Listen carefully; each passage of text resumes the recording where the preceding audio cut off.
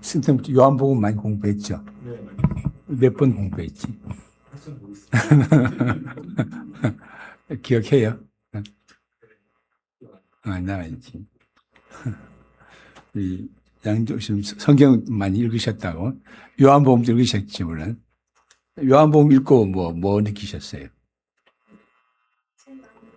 예? 눈물이 났어요. 그래요? 어떤 점에서 그랬어요?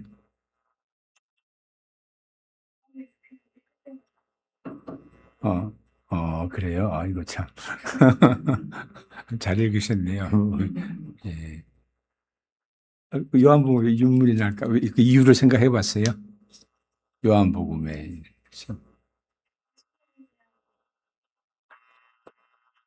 예. 자. 그 요한복음은 이제 그 공관복음하고 다 구별을 하죠.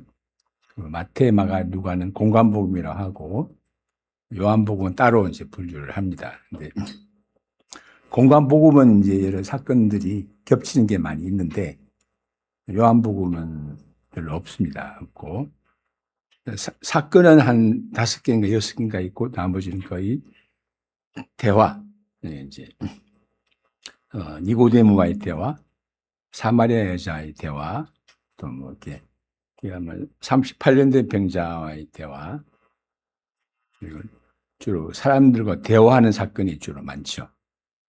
그래서 이제 그 속에는 사람들에 대한 깊은 이해, 공감, 또 어떤 예수님 요한복음에서 특히 자기를 목자라고 하는데 그 양들에 대한 이해, 뭐 그런 것 때문에 아마 눈물이 날지도 모르겠네요. 그래서 요한복음 특히 예수님에 대해서 가장 많이 말하고 있는. 근데 단순히 예수님을 그러니까 그 일하는 분이나 그런 분이 아니라 다른 복음서는 주로 일을 하는 분으로 되는데 여기서 예수님은 요한복음에서는 그 예수님 자체가 어떤 분인가 그 관심을 갖고 기도하고 있습니다. 그래서 아마 감동적이 되죠. 오늘은 1장 1절부터 18절인데 4절 같이 읽어볼까요? 시작. 그 안에 생명이 있었으니 이 생명은 사람들의 빛이라. 요한복음에 그 생명이란 말이 굉장히 많이 나옵니다. 그죠? 그래서 나중에 이제 6장에도 생명이란 말이 나오고, 그래서 요한복음 생명의 복음이라고 할 수도 있는데, 그 제목을 이제 그 안에 생명이 있었을 붙였는데, 제가 부제를 하나 붙였는데, 나 혼자 잘 살기, 생명 나누기. 그렇게 붙였습니다. 이해가 잘 안 되죠, 지금은. 설명을 들으면 좀 이해가 될 겁니다. 여기 4절에 나오는 그 안에 생명이 있었으니 이 생명은 사람들의 빛이라 되어 있는데, 이 생명은 보통 이제 사람들이 가지고 있는 생명, 좀 약간 다른 생명으로 말할 수 있습니다.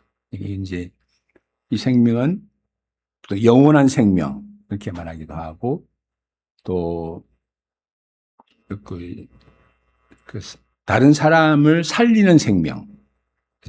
고린도전서 15장 45절 한번 읽어보려니까 그렇지 않습니까? 15장 고린도전서 15장 45절.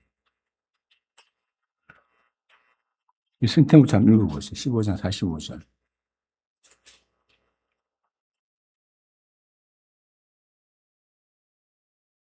롯뱀과 첫사람 아담은 생명이 되었다 하는 같이 마지막 아담은 살려주는 영이 되었느니 그러나 네, 그러니까 첫 사람은 아담인데 아담은 산 영, 그러니까 자기가 사는 생명이 되었고 마지막 아담 예수님은 살려주는 영이라는 뜻입니다. 그러니까 그게 무슨 말이죠? 생명을 주는 영, 생명이죠. 그래서 여기 생명이란 말은 그 생명을 주는 생명, 그게 있었다고 볼 수 있습니다. 그 생명은 일반 사람의 생명이나 그 동물, 식물의 생명과는 좀 다른 것입니다. 그러니까 사람과 일반 동물과 식물의 생명은 자기가 사는 그런 생명이죠. 그래서 이제 또 그렇게 구별할 수 있을 것 같아요. 그 생명에는 그러니까 이제 살리는 생명이 있고, 그 살리는 생명, 그 생명을 나눠주는 생명이 있고, 자기만 사는 생명이 있다고 볼 수 있죠. 그러니까 사람은 대체로 어떻습니까? 자기 내가, 보통 이제 제일 고민하는 게 뭐예요? 내가 어떻게 살 수 있을까? 뭐, 잘 살아갈 수 있을까? 뭐, 내가 잘 살기 위해서 어떻게 해야 될까? 뭐, 공부하는 것도 뭐 좀 내가 살기 위해서라고 볼 수 있죠. 그런데 또 사람 가운데서도 그 살리는 생명에 대해서 생각을 많이 합니다. 부모는 어때요? 어떻게 자녀를 살 수 있을까? 그죠? 그 고민하잖아요, 평생.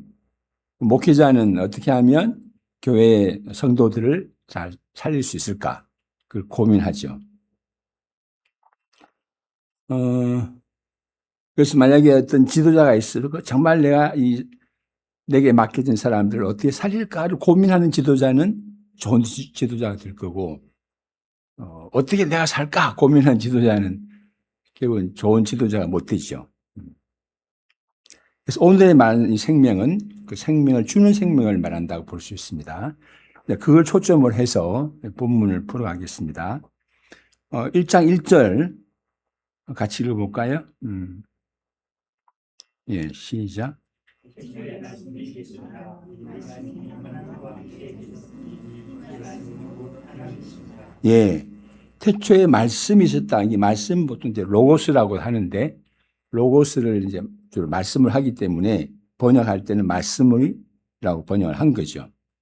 이 말씀이 하나님과 함께 계셨고, 이 말씀은 곧 하나님이시라 이렇게 되죠. 그러면 말씀이 뭐죠? 생명의 말씀이라고 되어 있죠. 그러면 이 말씀이 하나님이니까 하나님은 어떤 분이에요? 하나님도 생명의 하나님이 되죠. 성경의 하나님은 생명을 주는 하나님. 그죠? 보통 이제 그 고대 신들은 생명을 주기보다도 자기 혼자 사는 신. 자기 살기 위해서 막 사람도 죽이고 하는 그런 신인데, 성경의 하나님은 생명을 주는 하나님. 그래서 그 창조의 하나님이죠. 모든 생명체를 창조하신 하나님이십니다. 그래서 하나님을 말할 때 전에도 살아계셨고 지금도 살아계시고 앞으로도 살아계실 하나님, 그렇게 말하죠. 그래서 하나님은 자신만이 살아있는 그런 존재가 아니라 다른 것을 살리는 하나님, 생명을 나눠주는 하나님이라고 볼 수 있습니다. 가장 큰 특징이라고 볼 수 있죠. 그런데 우리가 성경의 하나님을 보면 특히 구약에서 하나님이 주로 하신 일이 뭘 같아요? 죽이는 것. 많이 죽이죠.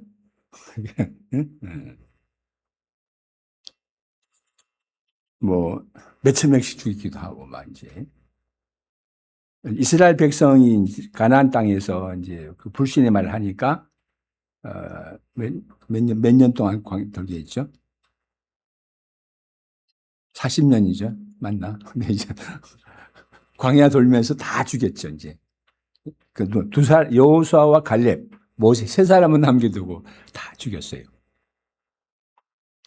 그렇게 사람을 많이 죽이시는 하나님을 보고 어떤 사람은 구약 성경은 성경이 아니다. 그렇게 말하는 신학자들도 있었고 지금도 있는 걸로 알고 있습니다. 그래서 이제 구약을 성경으로 인정 안 하는, 왜냐하면 신약은 이제 은혜고 살리는 부분인데 구약은 너무 많이 죽이니까. 그래서 어떻게 보면 그 구약의 하나님은 살리는 하나님이 아니라 죽이는 하나님처럼 보입니다. 이렇게 물론 육체로 사람을 죽이기도 하지만 또 우리가 성경 속에 나와 있는 인물들을 보면 하나님은 한 개인에 대해서도 육체를 죽이기도 하지만 그 마음을 죽이는 경우가 많습니다. 인생 자체를 거의 망하게 하는 것 같이 보이는. 대표적인 게 뭐였죠? 요셉이죠. 창세기 요셉. 요셉의 경우를 보면 형들이 요셉을 죽이려 했습니다. 다행히 죽이지는 않고 이제 노예로 팔아버렸죠. 노예로 팔렸을 때 요셉의 마음이 어땠을까? 하나님 난 죽었구나. 그러니까 어떻게 보면 가장 사랑받던 아들에서 가장 낮은 자리, 모든 사람을 위해서 일을 해야 되는 존재로 전락해버린 겁니다. 그래서 노예가 됐을 때 심정 못 받아들입니다. 혹시 옛날에 그 뿔이라는 드라마가 있었는데 아프리카에서 잡혀와가지고 자기는 노예가 된 킨타 쿤테라고 하는 사람 이야기인데 그 사람 노예가 된 자기 인생을 절대 못 받아들입니다. 기회만 있으면 도망치려고 싸우고 자기 이름은 이제 주인이 이제 미국시로 바꿨는데 나의 이름은 킨타 쿤테 해가지고 이제 그래서 그 손자가 유명한 작가 있는데 그걸 찾아서 뿌리를 찾아낸 책이 이제 나왔죠 옛날에. 그러니까 이 노예가 된다는 것은 한 사람의 인생에 있어서 완전히 끝나는 것으로 됩니다. 그러니까 완전히 그 인생이 죽어버리는 것처럼 되는데 그런데 요셉은 과연 죽어버렸는가? 하나님이 요셉을 죽이기 위해서 한 거냐? 노예가 된 이유가 뭐였습니까? 만민의 생명을 구원하려고 했다고 되어 있죠.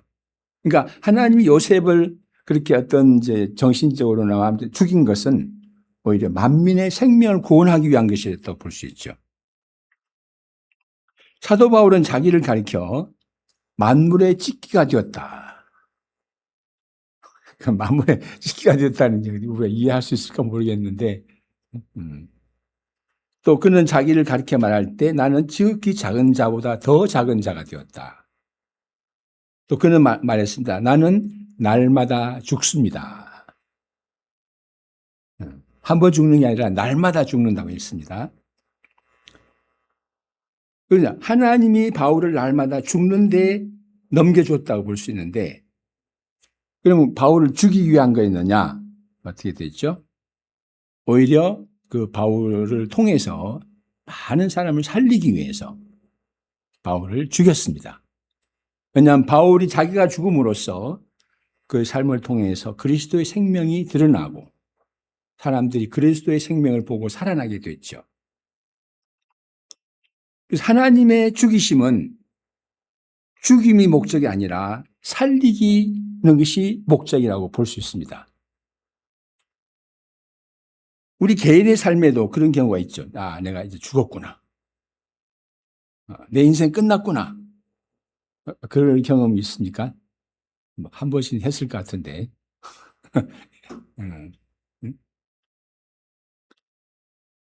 그건 나를 죽이기 위한 거냐? 살리기 위함이라는 것을 볼 수 있습니다. 왜냐? 하나님은 죽음의 하나님이 아니고 생명의 하나님이기 때문입니다. 2절, 3절 같이 읽을까요? 시작.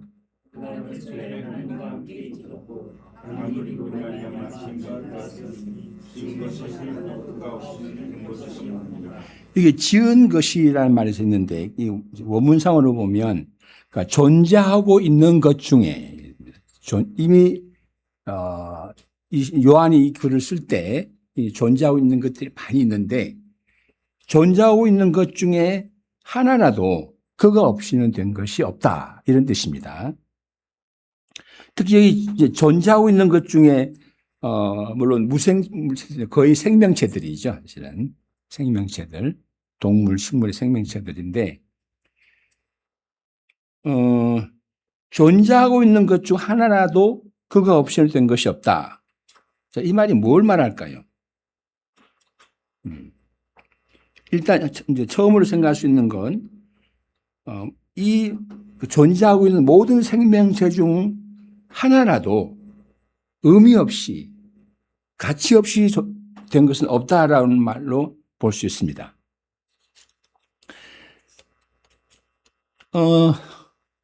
우리 사람은 예외지만 많은 생명체들이 있는데 이 땅에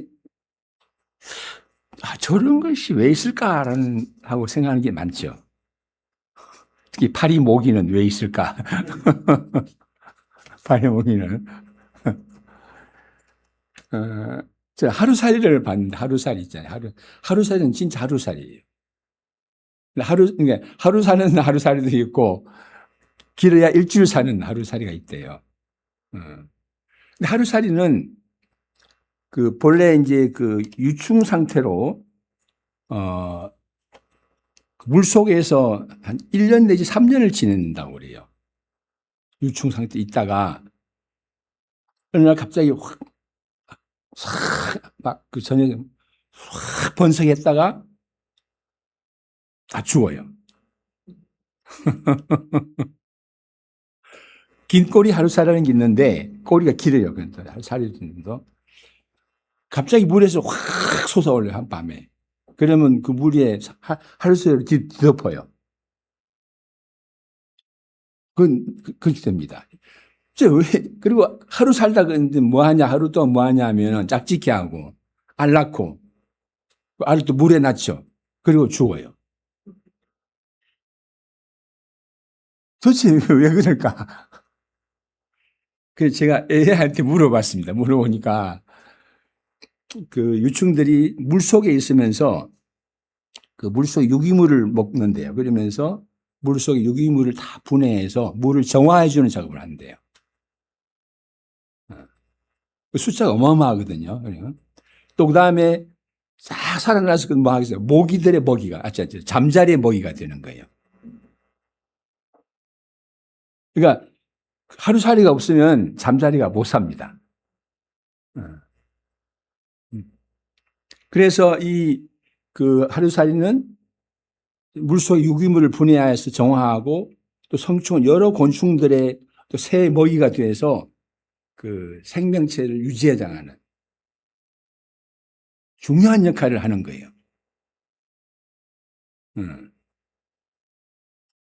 이 하루살이가 없다면 잠자리도 살기 어려울 것이고 많은 그 곤충들이 살 수 없을 수 있습니다. 단 하루만 살다가 죽는 이 존재에도 존재 이유가 있고 자연계에 기여하는 바가 있습니다. 하루살이도 일할진데 거의 100년 사는 사람은 어떨까?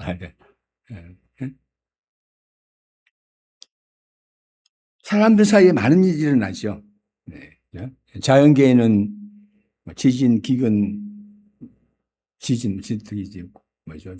베네수엘라 지진이 일어나서 수천 명이 죽었고, 우리 UBF 나오는 그 자매 목자인데 그분 죽었대요. 알려가지고. 매몰돼서 한 사람 죽었다고 그래요. 빙하가 녹아서 이제 많이 걱정하죠. 또 그리고 지금 기후변화 일어나는 걱정을 많이 하는데, 만약에 이 본문의 대로 한다면 이 모든 일 중 하나도 말씀이 없이 된 것은 없다. 이렇게 한다면 어떻게 볼 수 있겠어요? 일단 그거 하나하나에도 의미가 있다고 볼 수 있는 것이고, 그런데 이런 것들이 이게 말씀은 생명의 말씀이죠. 생명의 말씀이 없이 된 것은 하나도 없다는 것은 생명 없이 된 것은 하나도 없다는 말이 되고, 그러면 뭐예요? 이 하나의 사건에도 생명이 있다는 말로 설명할 수 있을 것 같아요. 생명은 뭡니까? 생명은 스스로 움직이며 스스로 활동하는 거죠. 생명은. 그죠? 인형은 움직여야 되죠. 이제 살아있는 건 자기 혼자 움직입니다.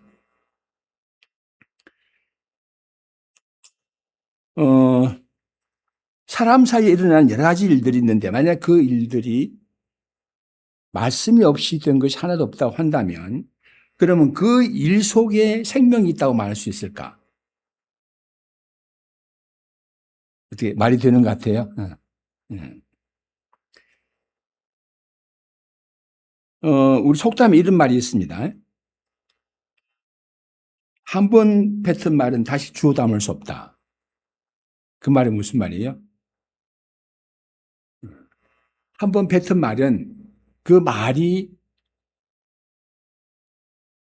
나름대로 일을 합니다. 만약에 악한 말을 했으면 어때? 그 말이 막 돌고 돌아가지고 사람들을 막 화나게 만들고 막 악하게 만들고 막 이제 말 때문에 막 서로 죽이고 막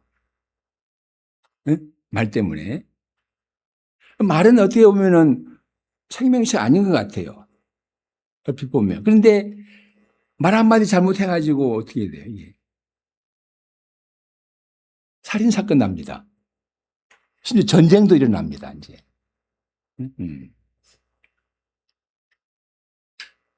그러니까 어떻게 보면은 이 세상에 일어난 일들은 만약에 그 생명의 말씀을 위해 된 거라면 그 자체가 생명을 가지고 있다는 말이 되는 거죠.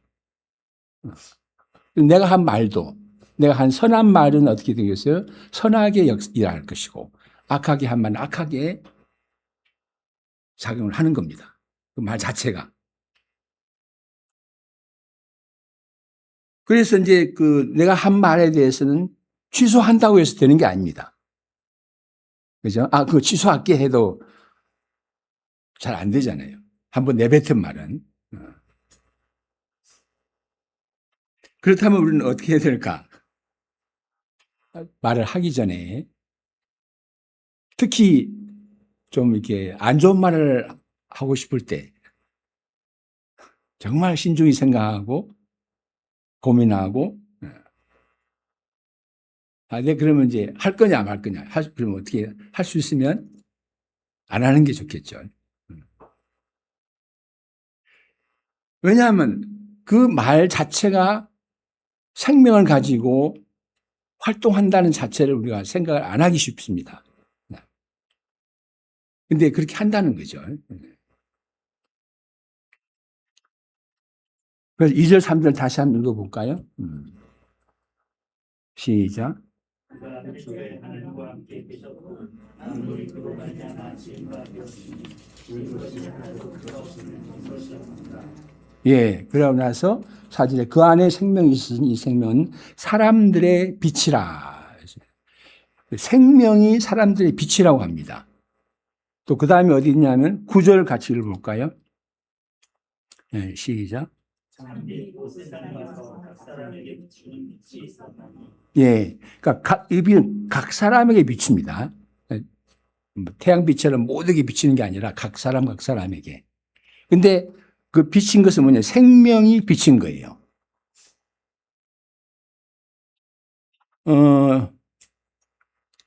사람도 생명의 존재죠. 생명의 존재지만 사람의 생명은 살리는 그런 생명이 아니라 자기만 사는 생명입니다. 사람이 자기만 살고 살 때 어떻게 됩니까? 걱정이 많습니다. 쉽게 어두워집니다. 마태복음 2장에서 헤로드 왕은 어떻게 자기 왕권을 지키기 위해서 베들레헴 지역의 2살 아래 사는 아이들 다 죽였습니다. 혹시 그중에 왕이 있어가지고 자기를 해칠까 봐. 그런 헤롯 행동 어머니들을 너무나 비통하게 만들었죠.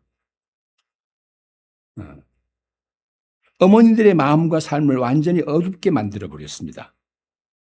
그러면 헤롯의 마음은 어땠을까? 그 조그만 2살 아이를 죽이는 그 마음. 얼마나 잔혹하고 어두운가. 그의 마음에 빛이 있었을까? 어둠이 지배했을까? 살고 있는 각 사람에는 나름대로 어둠이 있었습니다. 요한복음 5장의 38년 병자는 낫고 싶어서 베데스다 목가에 왔습니다. 근데 물이 움직일 때를 기다리는데 물이 움직일 때는 먼저 가야 되는데 항상 다른 사람이 먼저 갔죠. 그래서 그는 말했습니다. 예수님에게 주님 물이 요동칠 때 나를 못에 넣어줄 사람이 없어 내가 가는 동안에 다른 사람이 먼저 내려가나이다. 자기는 도와줄 사람이 없다는 것이 참 슬프고 어두운 일이었고 항상 다른 사람이 먼저 가는 것. 이 사람은 굉장히 슬픔이 어둠이었습니다. 그는 낫고 싶어서 왔지만 거기서는 나을 수 없었습니다. 그래서 그는 그의 장래는 항상 온통 어둠이었죠. 그런데 그에게 예수께서 오셨습니다. 그리고 그냥 말씀했습니다. 일어나라! 어떻게 됐어요? 그 사람이 곧 나와서 자리를 들고 걸어갔습니다. 그 생명의 말씀이 그 사람에게 빛이 되었죠. 오빠 나사로가 병들어 죽었을 때 마르다와 마리아는 예수님께 말했습니다. 주께서 여기 계셨더라면 우리 오빠가 죽지 않았을 거예요. 늦게 온 것을 원망했습니다. 오빠를 다시 볼 희망이 없었습니다. 늦게 오신 예수님에 대한 원망이 가득했습니다. 마르다와 마리아의 삶은 어둠에 쌓여 있었습니다. 어둠을 물리칠 힘이 없었죠. 예수께서 그들에게 오셨습니다. 나는 부활이요 생명이니 나를 믿는 사람은 죽어도 살겠고 그리고 살아서 나를 믿는 사람은 영원히 죽지 않는다. 네가 이것을 믿느냐? 요한복음 11장 25, 26절 한번 읽어볼까요? 별놈이 우선 한번 읽어보세요.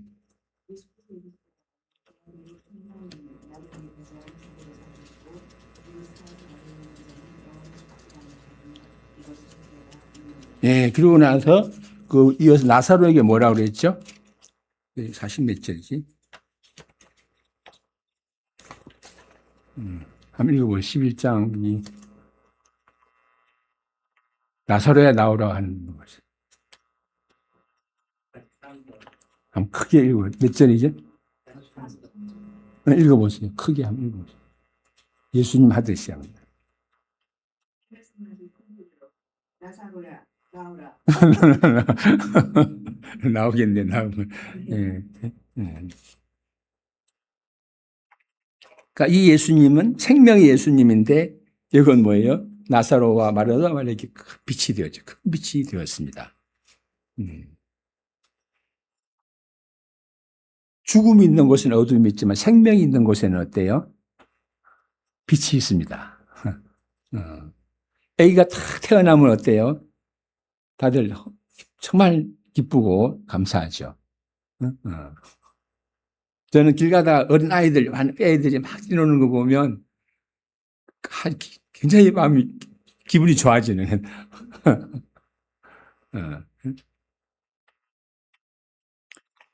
생명은 참 빛인 것 같아요. 생명은 빛이고. 그러니까 예수님이 생명이기 때문에 우리의 빛이 되시는 겁니다. 1장 10절부터 12절 읽어볼까요? 시작. 10절부터 1장 시작. 그가 세상에 제도하여 세상이 그로 말미암아 진노하였으되 세상이 그를 알지 못하고 자기 땅에 오매 자기를 성이 영접하지 아니하였으나 영접한 자라 곧 그 이름을 믿는 자들에게는 하나님의 자녀가 되는 권세를 주셨으니. 예, 그러니까 예수님의 이름을 믿는 자, 예수님의 이름에 대해서 뭘 믿죠? 본문에 의하면 생명이심을 믿는 거죠. 생명이심을 믿을 때 그러면 이제 그 사람은 하나님의 자녀가 되는 권세인데 여기 권세 여러 가지 있을 수 있는데 하나님은 생명의 하나님이죠. 하나님은 생명의 창조자이시며 생명을 부어주시는 하나님입니다. 이런 하나님의 자녀된 사람에게 어떤 권세가 있겠어요? 생명을 주는 권세, 살리는 권세, 힘이 주어진다고 볼 수 있습니다.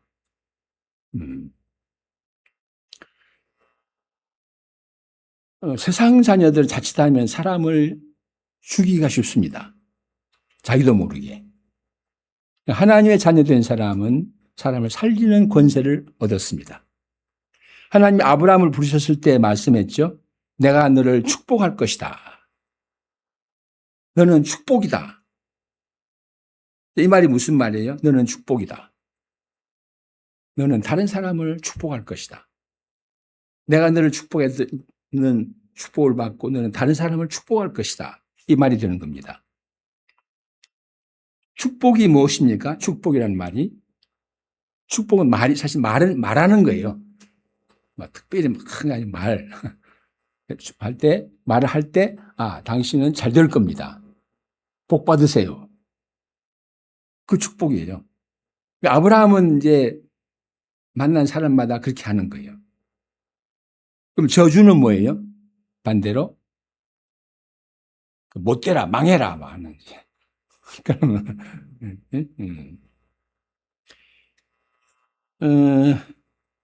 하나님의 자녀는 그런 축복의 말을 함으로써 다른 사람을 살리는 일을 합니다.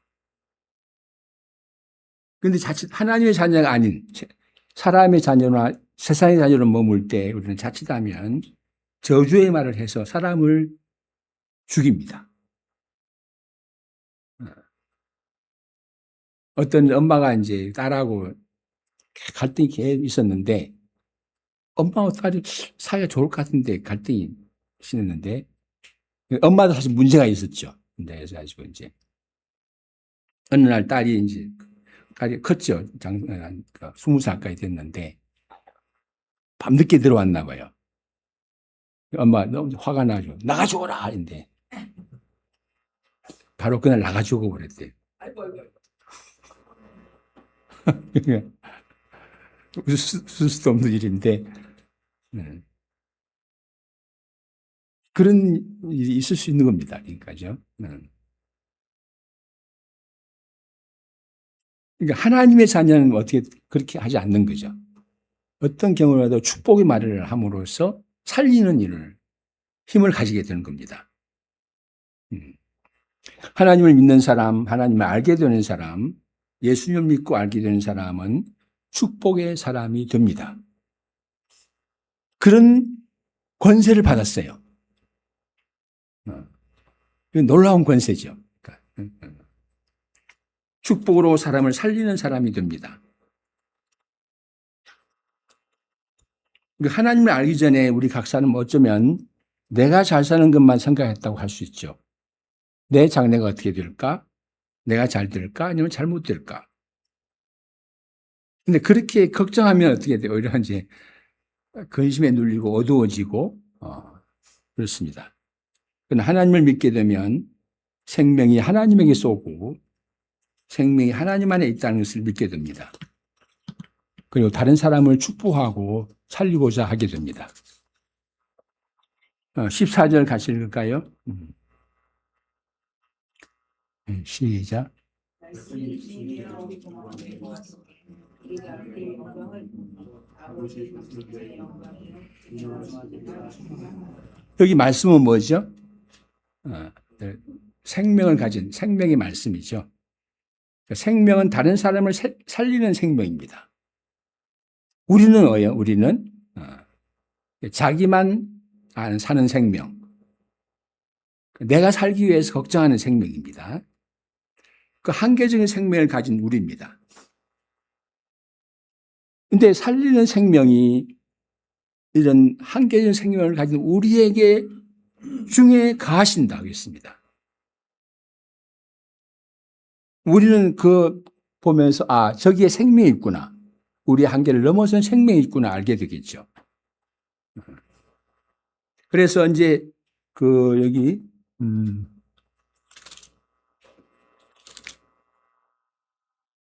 아까 우리가 그 영광을 보니 아버지의 독생자의 영광이요 은혜와 진리가 충만하더라. 어떤 영광이겠어요? 생명을 가진 분의 영광 보는 거죠. 저기에 우리 인간의 생명을 넘어서는 한계를 넘어선 생명이 있구나. 무한의 생명을 공급하는 생명이 있구나 하는 것을 알게 되죠. 16절 같이 읽겠습니다. 16절 시작. 우리가 다 주의 세상을 예, 충만한, 이 충만하다는 가득한 데서. 그러니까 뭐가 가득해요? 생명이 가득한. 생명의 소원지. 그러니까 우리가 아무리 거기서 생명을 가져와도 그 생명은 없어지지 않는. 사람의 생명은 어떻습니까?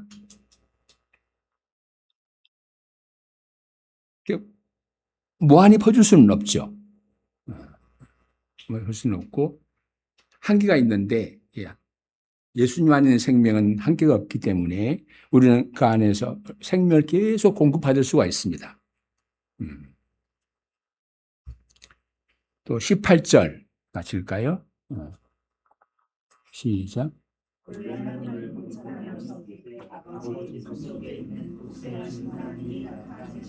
예, 하나님은 그럼 어떤 분이죠? 생명의 하나님입니다. 하나님은 모든 생명의 창조자이십니다.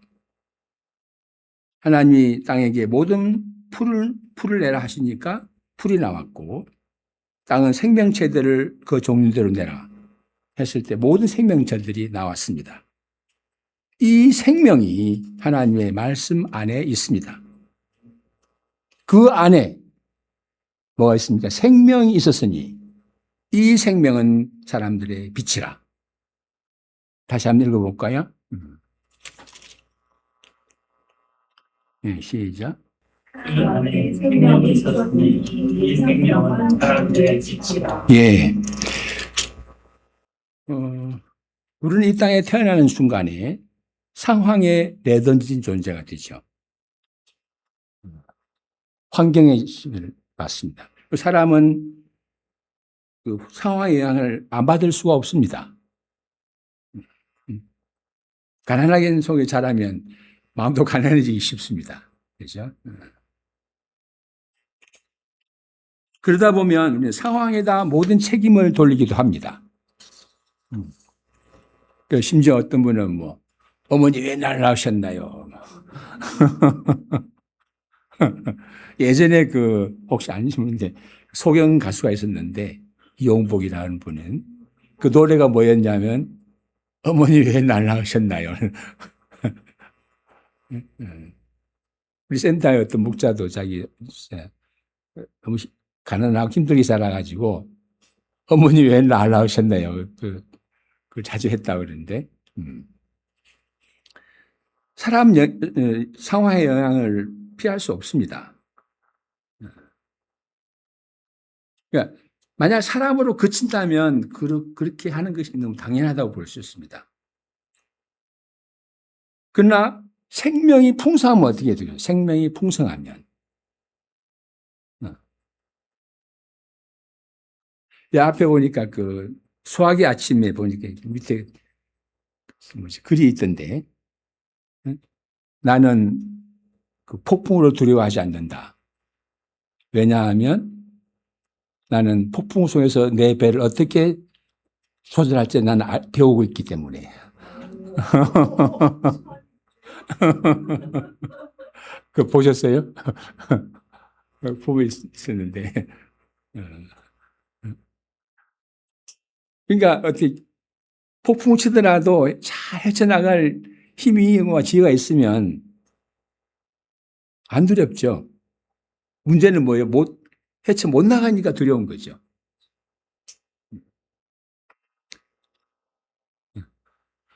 어떤 그 지하철을 보면 세상은 만만치 않다. 뭐. 그래도 괜찮다. 나도 만만치 않으니까.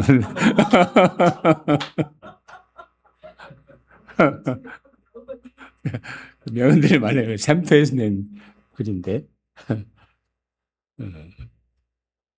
내게 힘이 있으면 어때요? 힘이 있으면 헤쳐나갈 수 있습니다. 내게 생명이 있다면 되죠. 근데 그 생명을 나로부터만 공급받으려면 내 생명은 한계적이기 때문에 곧 바닥이 납니다. 그래서 그런 말이 있잖아요. 잘 참다가 참는데도 한계가 있다 하고는 그냥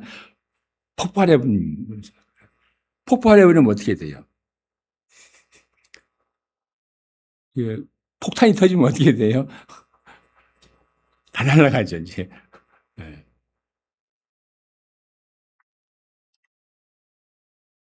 내게 힘만 있으면, 힘이 있다면, 생명이 풍성하다면, 주위 상황이 어떠든 그걸 헤쳐나갈 수 있습니다. 이겨나갈 수 있습니다. 내게 지혜가 있다면 어떤 어려움도 헤쳐나갈 수가 있죠. 문제는 내 것만으로 하려고 하면 한계가 있다는 거죠. 만약에 내게 생명이 무한된 분이 있다면, 또 나한테 돈을 항상 대줄 분이 있다면, 돈을 아무리 날려도 돈을 대준다면 어떻게 했어요, 여러분? 막 투자하겠죠, 이제. 그 생명이 어디 있다고 합니까? 요한복음 뭐라고 그래요? 태초에 계신 말씀 안에, 그 안에 생명이 있었으니 이 생명은 사람들의 빛이라. 그러니까 말씀 안에, 예수님 안에, 하나님 안에 그 무한한 생명이 있다고 말하고 있습니다. 우리는 그 생명을 받을 수 있고, 생명을 받으면 또 우리는 어떤 존재가 됩니까? 생명을 나눠주는 존재가 됩니다. 나 혼자 잘 살기 위해서 애쓰는 것이 아니라 어떻게 하면 생명을 나눠줄 수 있을까 생각하게 되겠죠. 그래서 저는 나 혼자 잘 살기, 생명 나누기라는 부제를 붙였습니다. 우리에게 4절 다시 읽어보겠습니다. 같이. 네, 시작. 예, 우리에게 살리는 생명이 우리에게 있습니다. 그 생명의 줄을 대기만 하면 되겠죠. 기도하겠습니다. 하나님 아버지, 오늘 요한복음 말씀에서 그 안에 생명이 있었으니 이 생명은 사람들의 빛이라는 말씀을 듣습니다. 태초부터 계신 로고스, 말씀 안에 생명이 있습니다. 그 생명은 사람을 살리는 생명이요, 무한한 생명이며 모두 한계를 넘어서는 생명인 것을 압니다. 우리가 이 생명에 접붙임 받아서 생명을 공급받는 은혜가 풍성하기를 바랍니다. 세상이 어렵다 할지라도, 또 한계가 있다 할지라도 나 한 사람 한 사람이 생명을 가지고 있으면, 힘을 가지고 있으면 헤쳐나갈 수가 있습니다. 마치 폭풍과 치더라도 헤쳐나갈 기술과 힘만 있다면 두려운 것이 아닐 수 있습니다.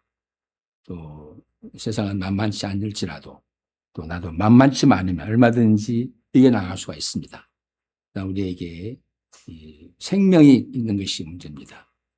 우리의 생명이 되신 예수님을 우리가 또 믿고 그 안에 참 접붙임 받음으로써 생명을 풍성히 얻고 힘있게 살아가는 은혜가 풍성하도록 도와주시고, 뿐만 아니라 우리가 그 생명처럼 생명을 나눠주는 존재로 살아가게 하시고 그 생명을 풍성케 하는 삶에 쓰임받을 수 있도록 축복하여 주시옵소서.